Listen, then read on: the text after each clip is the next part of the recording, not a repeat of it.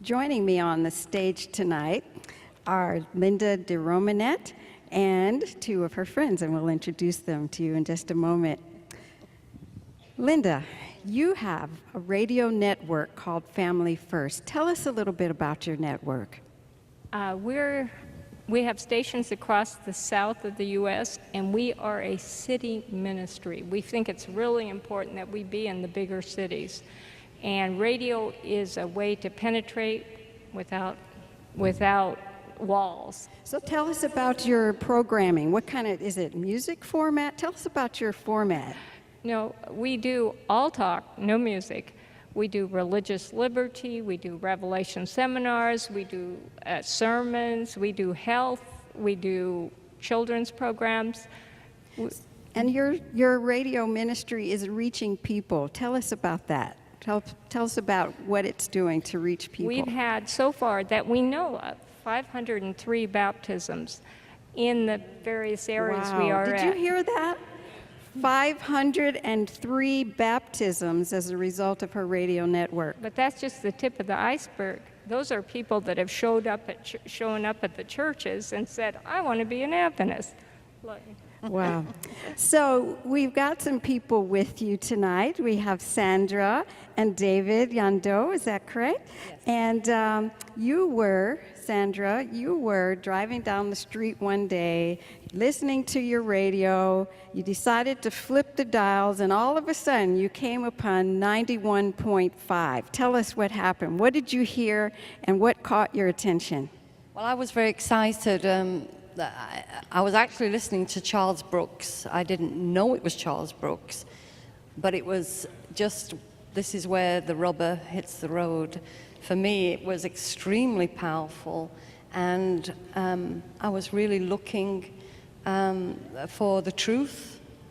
I wanted to go deeper into my Christianity, and I really didn't know how, because they were all music stations, but here it was. So how did this radio program impact your life? What changed as a result? It was amazing. After listening to the radio station, 91.5, it was just hearing sermons and speeches, and extremely powerful. It just had an enormous impact. What was your favorite program? I like the sermons, actually, and because they really delve deeply into the Bible. Mm-hmm.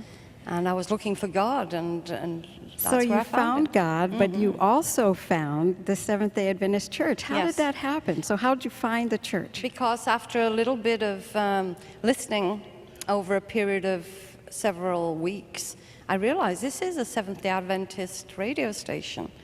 Thank you, Linda. And who are they? And I wanted to know more. And we went searching for a church.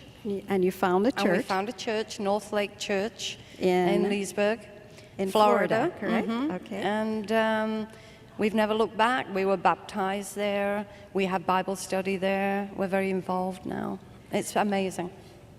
And so, David, what did you think about all this? Your wife comes home and she tells you, I found this new teaching. I've listened to these programs, and it's really changed my life. And what did you think about all that? I thought she won the lottery. She was jumping up with joy. She was full of the Holy Spirit. And next thing I knew, we were we're looking for a Bible study.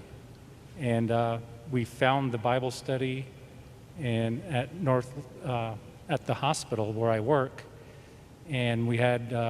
And you work at which hospital? Florida Hospital Waterman in Tavares, and it's an Adventist hospital. And yet I worked there. I was not a member of the church at the time. I was a Methodist, but we had Bible study with a retired pastor at the North Lake Church. And going to that church was like walking into a bookstore full of encyclopedias. There's 7 retired pastors that attend that church. So if you had a question, they had an answer. And that's what we were hungry for. Sandra was hungry for it. And pleased us. So you found what you were looking for. You were searching, and through this radio station, or this radio broadcast, you found what you were looking for. Yes, thank you, God.